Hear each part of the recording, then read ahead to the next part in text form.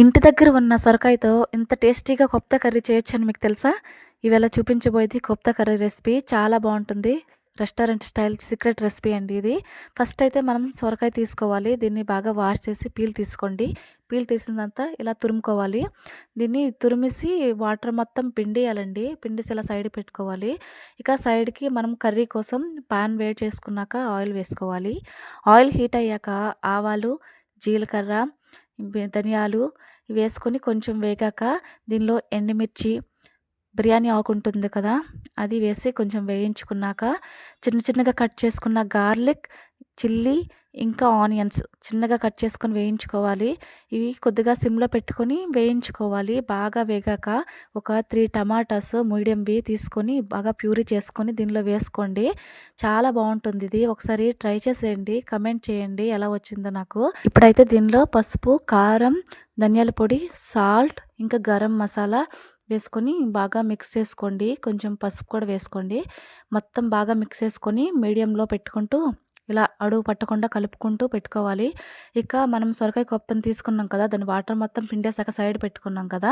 ఇప్పుడు దానిలో కొంచెము కార్న్ ఫ్లోర్ ఉంటుంది కదా! అది కొంచెం వేయండి. కొంచెం శనగపిండి, అల్లం వెల్లుల్లి పేస్ట్, నెక్స్ట్ కొత్తిమీర వేసాక కొంచెం బ్లాక్ సాల్ట్, కొంచెం చాట్ మసాలా, కొంచెం చిల్లీ పౌడర్, సాల్ట్ వేసి కొంచెం గరం మసాలా ఏదైనా సరే ఉంటే అవి వేసుకోండి. వీటిలో ఏంటంటే కొంచెం మనకి టేస్ట్ కోసము మిరియాల పొడి కూడా కలుపుకోవచ్చు. చాలా బావుంటుంది. వీటినంతా బాగా మిక్స్ చేసి ఇలా రౌండ్ రౌండ్‌గా చేసుకొని ఒక ప్యాన్‌లో ఆయిల్ వేసుకొని హీట్ చేసుకున్నాక ఇవి బాల్స్ లాగా వేసి సిమ్‌లోనే వేయించుకోవాలి. ఇక్కడ ఒక సీక్రెట్ ట్రిప్ చెప్తాను మీకు. హైలో వేయించారనుకోండి వేగంగా మాడిపోయి అడుగంటుకుంటూ పోతాయి. అందుకని సిమ్‌లో పెట్టుకొని బాగా కొంచెం కలర్ చేంజ్ అయ్యేంత వరకు ఉంచి మెల్లగా తీసుకోవాలి. వెంటనే తీస్తే అంటుకుంటాయి.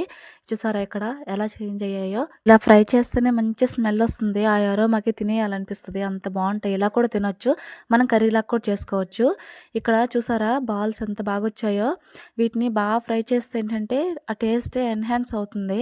ఇక్కడ వీటిని కొంచెం సైడ్‌కి తీసుకోండి. సైడ్‌కి తీసుకున్నాక మనము పక్కన కర్రీ చేసాం కదా! దానిలో వేసుకొని ఉడికించుకోవాలి.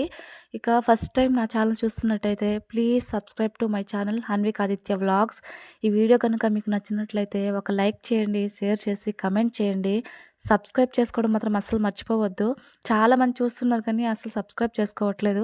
ప్లీజ్ మీరొక స్మైల్ లాగా ఒక లైక్ చేశారంటే నా ఛానల్‌కి చాలా బూస్ట్ వస్తుంది.